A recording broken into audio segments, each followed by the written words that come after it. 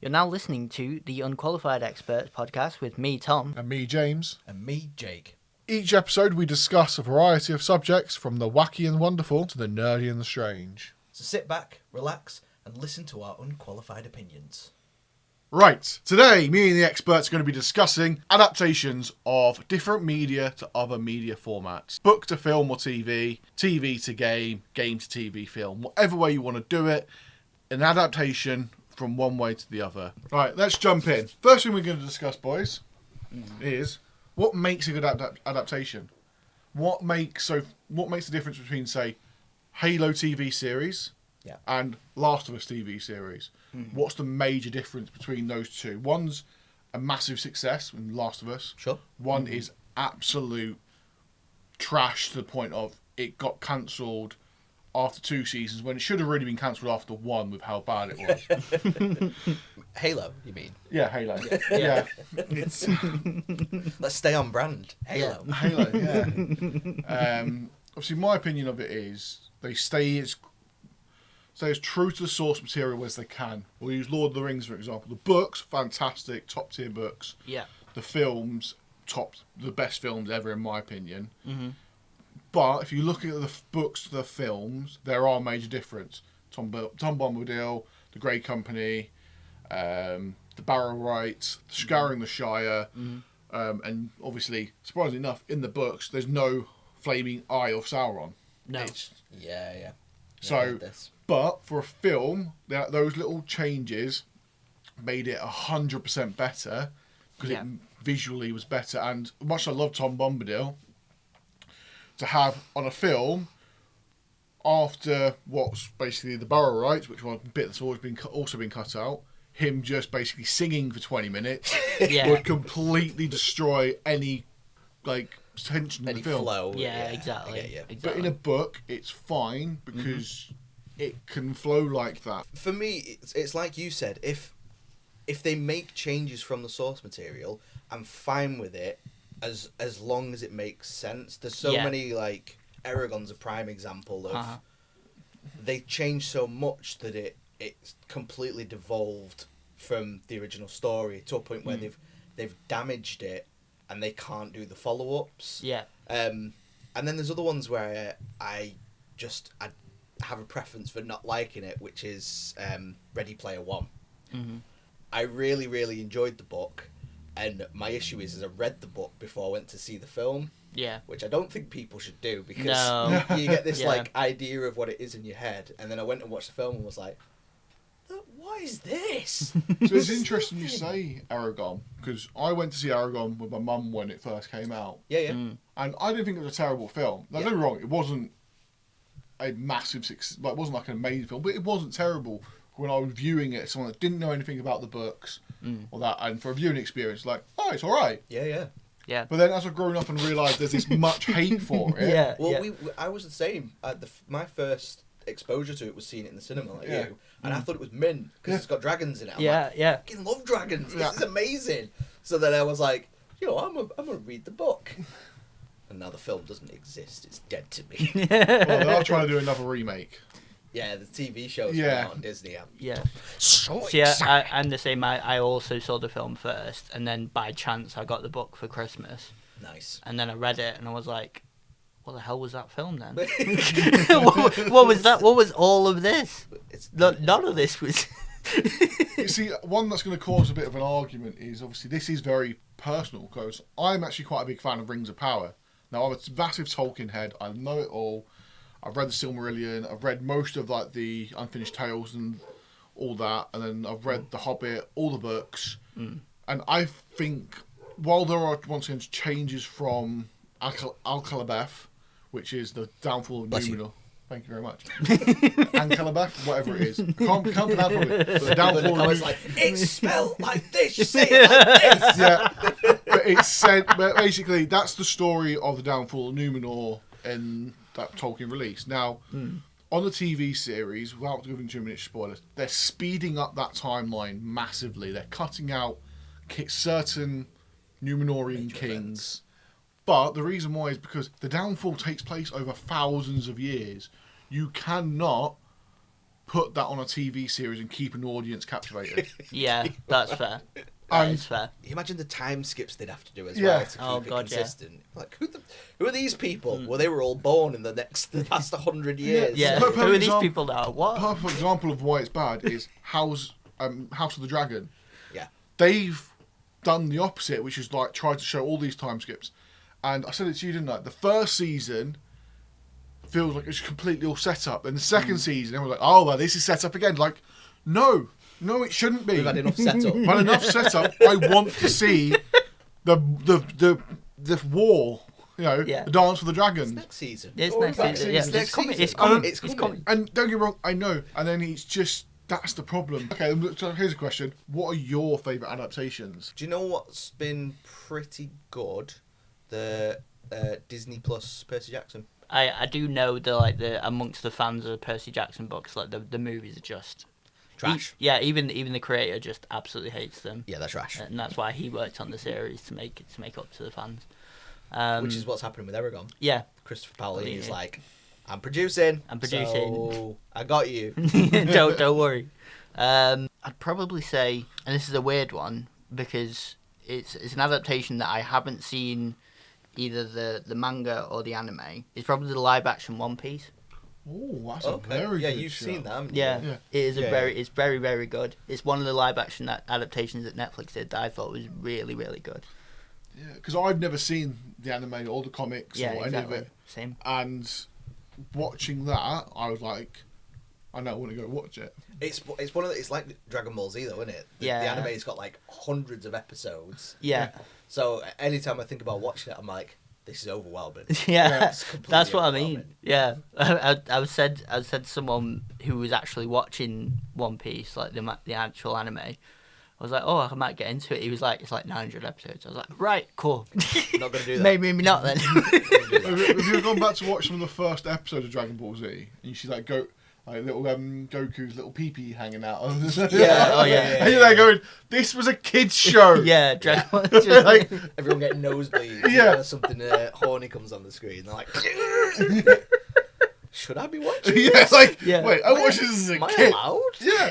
He's like, okay. I used to get away with a lot more. He was on Police Cartoon knocking on your Network. door. We've got you. got you. Seen It it. was like, You it thought it was was on safe. Cartoon It Network, wasn't. wasn't it? Yeah. And he's like, you look going, I watched this on Cartoon Network. Yeah. And it wasn't like late night showing. No.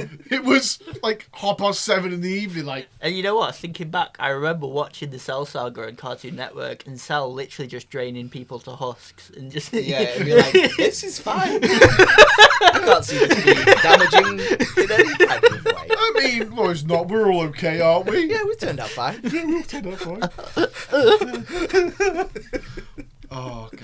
Here's another interesting question then for you. What adaptation has been done Yep. that you would like to see reattempted that is not currently being reattempted? You can't say Aragon, you can't God say... damn it. yeah. But it's got to be something that you think's out there. It doesn't have to be a bad film, Okay. but it's just something you'd like to see another take on. I have two. Ooh. So there's the. If I say the His Dark Materials trilogy, would you know what I was talking about? Yeah, yeah. Not fully. So Northern Lights, Subtle Knife, and Amber Spyglass. Did you not watch the TV show? I didn't like it. Really? I still didn't like it. I saw the Golden Compass movie. I remember I went to go see that with you. That's a Sore subject. poor memory for me, that. The movie, The Golden Compass. I went to go see with Jake. Spoiled the movie. Whilst in the movie. Watching the movie. Anyway. What? Whoa. Anyway, whoa. no. We're moving on. Did he give you spoilers? It was, in fairness, now knowing the story, you learn that information pretty quick. Yeah. But so one character is the parent of another character in the. I'm guessing you've not. I've seen the Golden Compass film. I know that. Spoiler alert: Daniel Craig, who in the film, is So, Lyra, who's the girl, Yeah. her mother, yeah. Mrs. Coulter. Yeah. You find out that that's obviously a mother in the film pretty early on. But as soon as she came on screen in the cinema, Tom was like, "That's Lyra's mum," and I was like, "What is wrong with you? Why would you do that?" And this is someone who has the most hatred for spoilers. Bear in mind, this was when I was like, No, what, no, no, 12? no. 12, 13. Yes. Yeah. No. No, that's a valid excuse. It's not a valid excuse. Yes, it is. Because if I was a child. If you are the guilty party, Yeah. If you're a child, that's You're it's not a different. child You're at a 12 different. years I'm a old. different. I was a different person. I was literally a different person. No, you're still a rat bastard. I was biologically a different person. It's a morality thing. It's not an age thing. Right? Who does that? It is. Who goes, hey, you know this story? I'm sorry, buddy. I'm sorry you had to go through that. It's okay. It's okay. I think my distaste, my pure hatred of spoilers, I think was developed on that. Oh, day. right. I think that's where it comes from. Where I'm like, Wow. Wow. You're blaming an entire no, thing. actually, I know where it comes from. It's something my dad did. With Harry Potter. What, Snape dies? You know, yeah, he read one of the books before me, and then was like, "Oh yes, Dumbledore." Oh, Thing, Dumbledore. and I was like, but he did it in that way where it's just like, it was just a passing comment. Like he didn't realize it. He was just like, yeah, I read it through. Yeah. And Dumbledore dies as well. It's mad. All I'm going to say is, if he did fall from the astronomy tower, he would not look that good. Yeah. That That's all I'm going to say. There would be a bit of a mess. It wouldn't be just like... Can you imagine just being just one of the generic students there, and just be like walking back to your door that day, and just Just covered. oh god! God! You wouldn't bet. That's what I mean. That was my first when I watched it. Recently, my brain just went. Obliviate! My brain just went.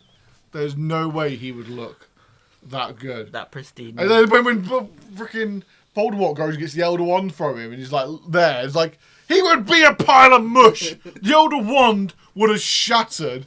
Just shoveling him into a crate. We'll bury these bits. You can just imagine Finch, and he's just going, "Oh fucking shit!" Damn it. That's a good point though, because if Harry could just snap the Elder Wand, surely it would just. From that height. Yeah, for sure. Yeah. How did he stay on him as well? That's a tiny little. If I dropped a twig out of the top of a tower. Actually, no. I'm going to say this. Like... I just had a brain. Oh, it doesn't fall with him because No, Malfoy it was disarmed disarms him in the and astronomy it stays tower. in the astronomy tower. Yeah. And then somebody went. They didn't know it was the Elder One, so obviously they went back up to the astronomy tower and was like, "Oh, it is his wand. We'll go bury him with it." Which also doesn't make sense. Why didn't Voldemort tell Malfoy, basically to prove he's done it, bring me Dumbledore's wand? Because that's the point. Isn't that the premise of the next film? Yeah. Is him looking for the Elder Wand. Yeah. Because they don't realise what it is Until they start looking into it. Yeah. But Voldemort knew what it was. There's a lot of witnesses there, so. yeah. But he could have turned around to Malfoy and gone, like, bring me his wand. bring me his wand as a trophy. Bring me his No, his wand. Bring me his beard. Ralph, no. So, coming back onto point before we go off, my adaptation that I want to see redone, and this is only a recent one, is I love the film Jurassic Park, though. Oh, okay. Because the book is freaking terrifying. Yeah, I'm Yeah. about But 3/4 of the way through. fantastic. Yeah. Like, if anyone's not read the book, 100% I recommend it. The films are amazing, but the book is something else. Now, I'm not saying... It's hard to say without making it sound like I think the films are bad. But when you read the book, you look at the film, you're like... It's gruesome. It's gruesome. Yeah, it's real gruesome. And it also, they do a good job in the book of showing how, almost naive Hammond is. Yeah. Because he's just like, it'll work. It's going to work. It's fine. And all of his advisors are going, no, there's all these problems. And we're continuing to find problems. And he's like, we'll figure it out. It's fine. Don't worry about it. It's all good. But yeah, he does all, and he's not just done you've got the obviously in the book, not to give away, obviously you got Wu, Arnold, and what's his name? The one that replaces Gennaro from the film. Oh, I can't remember his name now. But basically, the head of public relations at at the island, who in the film was replaced by Gennaro, they were all just complete blinkered and just like, yeah, it'll work. All the systems are worked out and perfect. Yeah. I'm at that bit where they're doing the count of the dinosaurs, and they're like, "You've been looking for 230." And when the system tells you there's 230, it stops trying to count. Yeah. And then they put in a different parameter, and it's like 290 something. Like, they're breeding. They can't breed. Well, they are. Yeah. So there. I'm telling you they are. Yeah, I'm telling you, you've got more than you thought. So they are. And then the bit where they turn around and say, so you've got all these massive dinosaurs that could kill you. What sort of protection do you have? Oh, I've got little freaking air darts. What? Yeah, because Hammond didn't want to destroy any of the assets. Yeah, he didn't want weapons on the island. Yeah. Well, we'll just die then. Yeah. All right. Fine. Okay, I'll just perish. But the film the book does a really good job of, for example, showing how terrifying the raptors are. Yeah. Because this is a little bit of a spoiler, but it's not, because everyone's in the film when they go to the raptor enclosure and you hear like the screeching in there and everyone's yeah, you hear the noise. You're a bit like, oh, that sounds cool. But in the book, they walk up to the fence, look at one raptor in front of them, and they're saying, oh, it doesn't know it's been spotted. And just as it says that in the book, the other two raptors charge the fence. And they don't stop charging the fence as well. They're just Yeah. So like obviously, and they're doing a really good one in the book where you sat there like thinking, yeah, they've spotted it. And then the way the book just goes, suddenly it's like boom. You can imagine it being like, you thought you'd spotted this dinosaur, thought it was thick and stupid. You're like, yeah, it's been spotted. Boom. And you're there going, you're dead. Yeah. And do you know what? One of the things that I thought was funny right at the very start of the film, because Jurassic Park's such a massive part of our culture, we know what a raptor is. Yeah. We know what these dinosaurs are. We know what a T-Rex is. Yeah. But in the start of the book, when someone who's been attacked by a raptor gets brought into like this offshore medical facility, and he's like mumbling, raptor, raptor, raptor, and the woman's like, I don't know what that means. And you're like, how do you not know what a raptor means, idiot? Not remembering that we were brought up on Jurassic Park, and, But even kids these days love dinosaurs, love dinosaur figures. So even then I was listening to it like, what do you mean, what's a raptor, you fool, you buffoon? You know, I've been to a museum.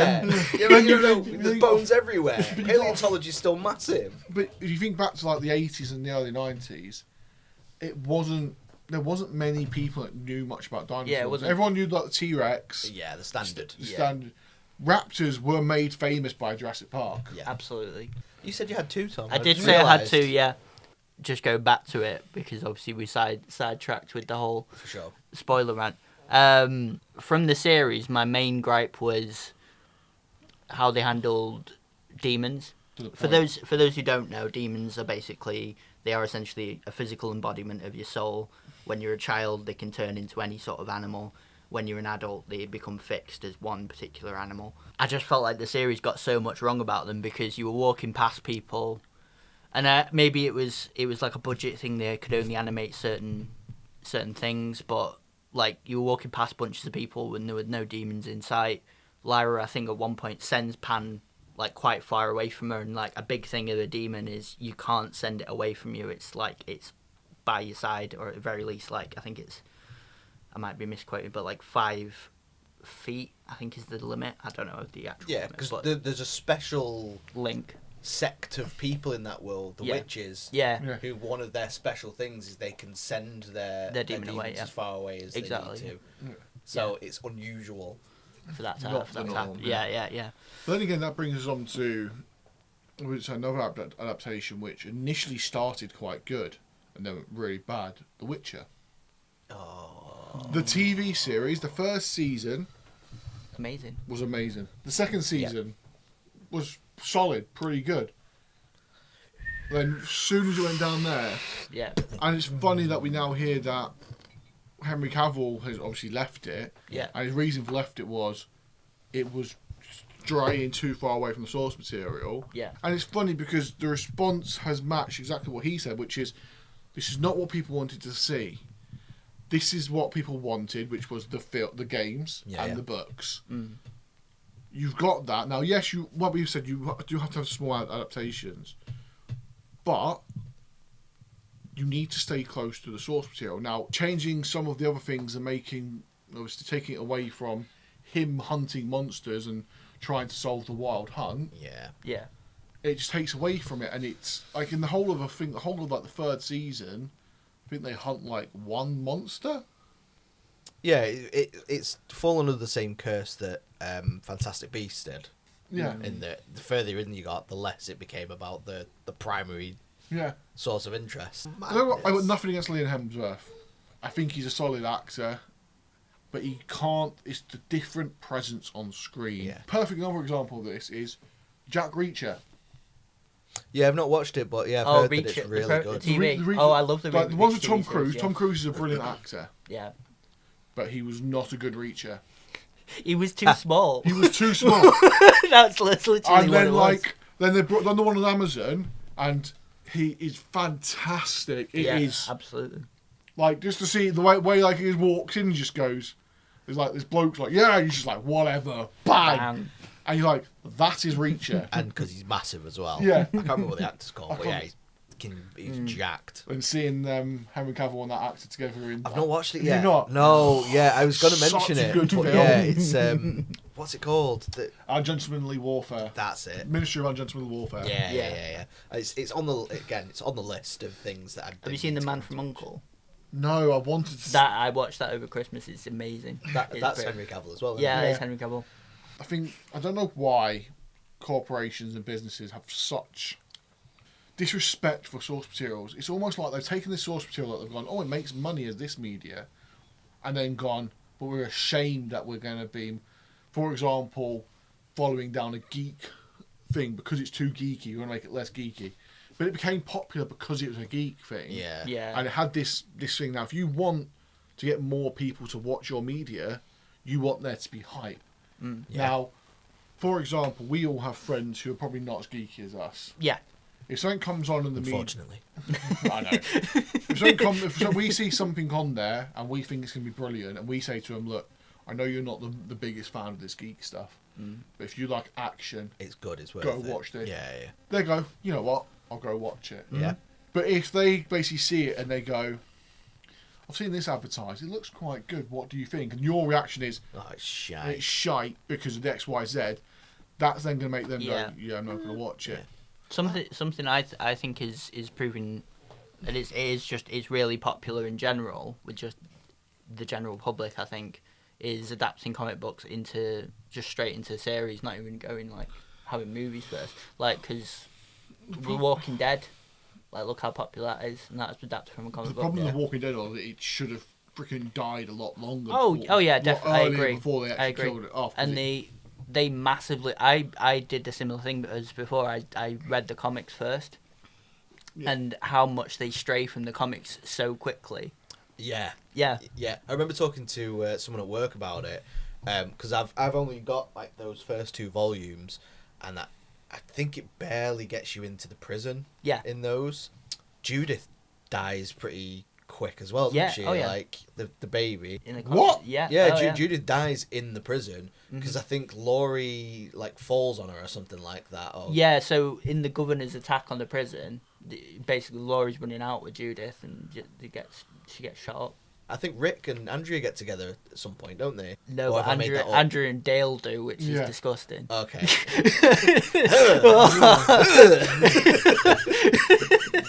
Yeah, I've misremembered that. Then. Yeah, I remember that he gets with someone else that he doesn't in the series, as far as I Yeah. remember. I think. Well, again, I look at could be wrong Daryl. about that. Daryl. He's not even in it. But this is what my point was said earlier. Some changes to adaptations are good. Yeah. Some are not. So long as you stay as true as you can to this overall source feel. Perfect example is Game of Thrones. When Game of Thrones first started as a TV series, Yeah. it wasn't that popular. It was because of it was I'm not saying it wasn't that popular. What? It was still well received, but what drove it to be Oh, word of mouth. was like initially when it first came out, like you had your core fandom that were like, "This is brilliant, we're going to watch it," which made it a very well watched TV series. Yeah. And because of the hype they made for it, with the scenes like Ned's execution and stuff like that, Yeah, and they did fantastic because the first few seasons it's all source material and it's all pretty bang on. I remember reading A Game of Thrones, and it's pretty much word for word what you see in the episodes. Yeah. Like for what happens to it, you get a lot more of the characters like inner monologues and stuff, which is interesting. But yeah, for the most part, it's pretty spot on. So I can. There's enough fans of the book that it makes sense that when you see it on screen, they're going to be like, "This is sick." Yeah. And then it's the later seasons where they run out of source material and they're just sort of going off His George notes. R. R. Martin's footnotes on what happens and taking some creative liberties. That it ends up being like, what's happening? What's But you can't, I don't fully blame the writers for that. I do, to the point of what we discussed, is they rushed it because they wanted to go work on Star Wars. Then they didn't manage to make us, because it fell so badly. They lost the job on Star Wars, which is freaking ironic and brilliant. That's Yeah. funny. But I also blame Martin for the fact of Finish your story. finish your stories. Yeah. I know they're not writers, but in reality, you look at the world of Game of Thrones or Age of Ice and Fire. It's very big, and there is a lot of lore. Mm-hmm. But how long has it been writing for? Like 40 years now. Yeah, madness. That Yeah. and that. And it's, well, when you look at Tolkien, Tolkien was writing for about 15, 20 years. Mm-hmm. And then you look, he created 3 or 4 languages from scratch, from mythology, massively expanded the lore, and he's written 3 main books in the Lord of the Rings series, The Hobbit, loads of that Silmarillion, which is all background lore. Yes, it's really hard to read the Silmarillion. Yeah, that's for like diehard fans though that Yeah. get a massive lore dump of the world. But he's done it, and then that's how. And obviously, you can't compare rights, but it's you got that for him to complain. I've done it. You've written yourself into a story into a corner because of your writing. Yeah, I read like an interview thing the other day that said that George R. R. Martin doesn't have like a writing flow or like a plan. He likes the stories to sort of develop organically, and it sounds very much like someone who's trying to be a DM. Yeah. You're like, I'll just let the story create itself and Yeah. see where it goes. You can't do that. You're literally writing the book. Right? There's no players to make the decisions for you. You need to be sitting down and planning out what's happening. You fool. Yeah, and he's like, don't get me wrong, I understand he's written himself into corners, and then when you hear him saying this, then you come back to the thing like the core mechanics of what happened in the final 2 seasons. I can respect. Yeah. Obviously, the war against the dead, it was too rushed, but That's the only gripe, though, isn't it? With Yeah, the final seasons, is it was all of the stuff. If given enough time, we would have been like, all right, apart fair from enough. Brian being king. Yeah. Yeah. I don't know. With enough development, and for them to explain it as like, yeah, he's like a figurehead, but it's actually the council that does all the work, which is what it was like anyway. That sort of explanation I'm alright with, because we saw at the end that like some of the characters that we love have ended up in a position of being able to influence the world, which was good, and Bran's just this little figurehead that gets put. I'm sort of okay with that, but they didn't do enough justice explaining it in the series, so I was like, Yeah, which is once again the like obviously like Dany becoming the Mad Queen. Don't get me wrong, it's a really good concept. When you look back, you can see the little moments where people rein her in. For example, when Marine's being under siege by the Sons of the Harpy, yeah, and she's like, "I want to go full." I'm gonna kill everyone. Yeah, and Tyrion lay goes, "I waste want to it all." say a different approach." Yeah, burn them all.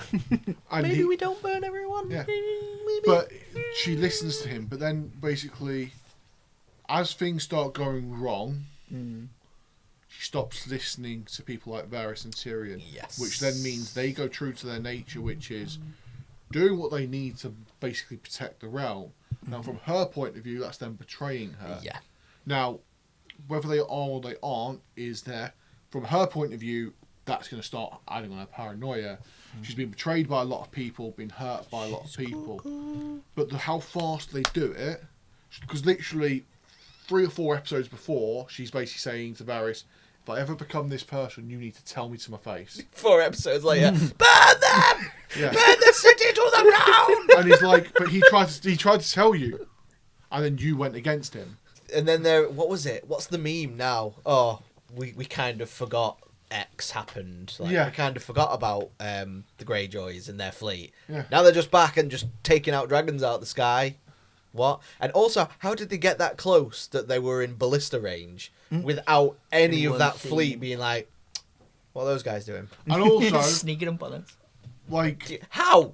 Where have you stuck from? We're in open water. Like Davy Jones boats. yeah. We're And it's not even that, it's the thing of like, they have the perfect, being on dragons, Yeah. over an open ocean, it's a clear day. They have the dragons, Clear. they had the clearest view. Surprise! And Oh no, I didn't see it. like I said, to be able to range it for the first shot to hit that accurately, once again, is so unbelievable. It's not even like a 1 in a billion shot. It's like they've basically lined it up perfectly with things that are naturally the only way they hit things. Like, the only reason most arrow volleys kill people. I'm just imagining one of the dragons saying to the other one, going, "Are those a bunch of ships over there?" They all go, "Don't worry about it." Yeah. But the thing is, They're also like super. They're basically nuclear weapons. Yeah. It's like someone with a Glock firing a nuke out of the sky and be like, yeah. and it's like, but that's arrows and ballistas. The only reason they did it was not because they were accurate, but it's just a sheer weight of fire Yeah. would hit their targets. You got to think, from where that ship was, that dragon is probably the size of a fucking fly. Yeah. Don't matter. I'll still win. And it's just like, but for example, when the Night King kills one, that is believable. The dragon's in a vulnerable position, quite low to the ground, and he's on the high ground looking at it. And also, he's a supernatural being. Has the high ground. I can. Have the high ground. And then, But then, when they attack the city and the walls are lined with ballista, Danny can just be flying on it going, I don't give a fuck. yeah, Try and get me. Oh, what? yeah, and What? and you're there going, that makes less sense. It would have made Serpentine. more sense if in that final city fight, basically, Danny gets hit with Drago. With a ballista. With a ballista. Yeah. Just red mist in the sky. And then, because John loves her, he loses his temper. Yeah, and he loses his shit a bit. Or, the flip side, Danny sees John and her other dragon get hit, and then she loses her shit. Oh, he's gone. You just imagine seeing that red mist of a person just being obliterated. Mad. Oh, it's like in The Boys. Darkest timeline.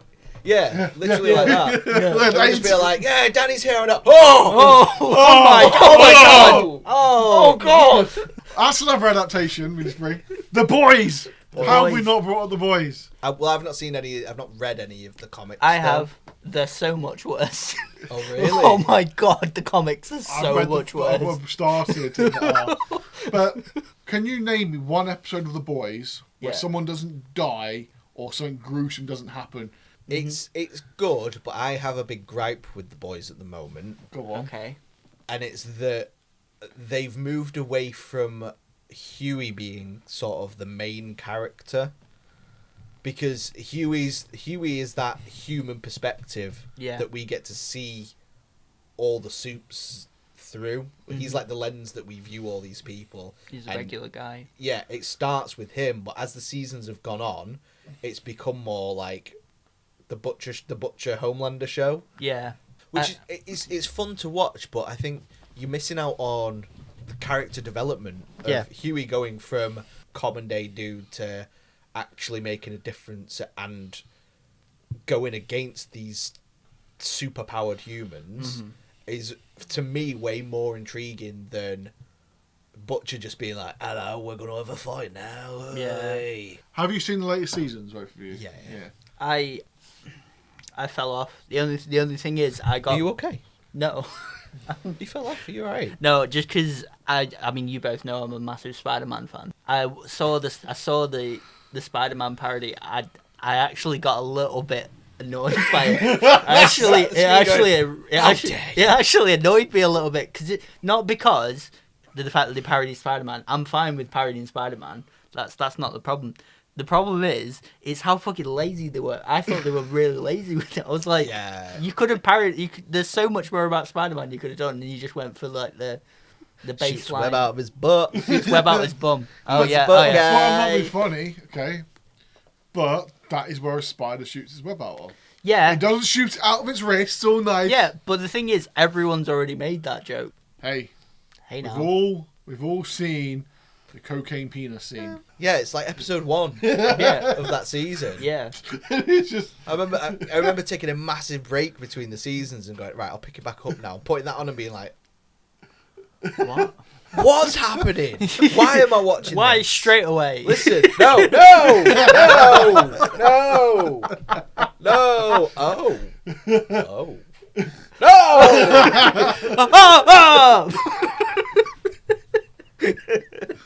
right.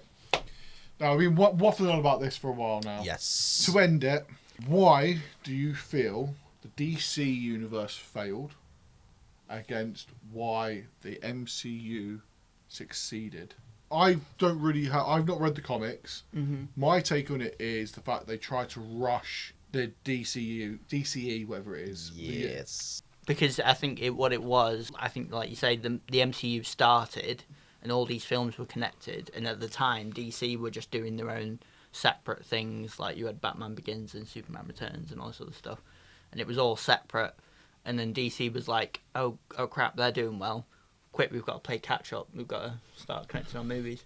It's literally pacing. Yeah. Yeah, that's we're all. I think we're all going to end up making the same point. Yeah, exactly. It's the pacing of how they built their universe. Granted, they're like Batman and Superman are more staple than some of the heroes that got introduced in the MCU. Yeah. But it was still very much I wouldn't have minded them starting on Justice League. Yeah. It's fine to start on stuff like that, but then you've still got to have their individual moments afterwards, after the fact, and still make their individual films and stuff. I think the issue with them as well is they made so many different Batmen in such a short space of time, and the actor changed multiple times, whereas the MCU have been consistent pretty much all the way through. They haven't changed all that much. They've started now with obviously the Von Doom stuff, but yeah, up until that point, you could see that there was a clear plan. They'd laid groundwork at the after credit scenes where it was like, oh, we need to watch the next film now to get another piece of the overarching story. I wish they'd have stuck with the darker themes. Yeah. For the DC universe. Yeah. Yes. Because it was a nice contrast to what Marvel were doing. That's what I mean. That your villains can be better in a darker toned universe. The actions that they take, because in reality, other than Thanos snapping out the existence, what other villains really did dark deeds? Ultron tried to drop a meteorite on the world. Okay, he tried to drop a meteorite on the world, but what means like in the middle? What dark deeds did he say? Like, obviously, he tried to do that. That was his goal. I'll take the Joker for example. He's literally murdered people on you see terrible ways just to get Batman's attention. Ultron, while he was trying to destroy the world, he didn't commit up until that point. He didn't go around murdering random people, did he? That we know of. That we know of. But it wasn't like you didn't invest in him being like it wasn't as scary as, say, for example, Darkseid. The first time you saw Darkseid in Justice League, you're there going, damn, it's Thanos. Oh, yeah. You're there going, oh damn, he like when it was in the background, you saw that volcanic planet. You're there going, oh damn, it's Thanos. about to get real. Even though Thanos came out after Darkseid. What do we all think about the Warhammer adaptation? Let's hope. I'm well excited for that. Yeah, it's gonna be sick. I'm looking forward to it. I did like the secret level episode. I thought that was ace. Yeah, that was it was ace, but it was also again it's more media with the poster children. Exactly. but it ties into the game and stuff. Yeah. So I get it. Don't get me wrong, watching them in a line just marching through, decimating, that was awesome. is sick. Just the motion of like the bit where he picks him up and while he shoots him, he just goes, get knotted. And then to show how terrifying the warp is, these people you've seen just tear through everything, just get snapped out, blipped. Yeah, that's mad. And it's like, but then Titus being Titus, I resist. But once again, but why? Because this is where the lore comes into it. Do we want to get into this? I'll give you a little bit, 30 seconds. Okay. 30, okay. You ready? Wait. You're gonna be timed here. We're giving you 30 seconds. Give me 1 minute. Starting Go. now. Go. Okay, so every Space Marine, they know no fear. Yeah. The only reason they know no fear is because they're conditioned to ignore it. Yeah. So somewhere deep down in their soul, they still have fear. Yeah. Titus has never had known fear, so he had no fear to be removed. That demon found the traces of their deepest, darkest fear and used that to kill them. Yeah. Whereas Titus never had any fear, So he resisted it and killed that demon instead because he became that demon's fear. 30 seconds. Wow. Well done. Spot on. Well done. Impressive. Well done. Is that us? That is us. That is us. Thank you so much for watching with us today. We hope you enjoyed it. We enjoyed waffling on about this random stuff. Absolutely. If you want to follow us, we're going to be on all the media. We've got some TikToks are going to be going out. We're going to be on YouTube, Spotify, all the standard stuff, TikTok. We'll be on it. I don't think we're on Facebook. No. We might be. Might be. Look. Possibly. Have a look. We might be on there. Remember, Unqualified Experts. UEP. Qualified Experts. Anyway, Right. until next time, good night and good Goodbye. luck. What? What?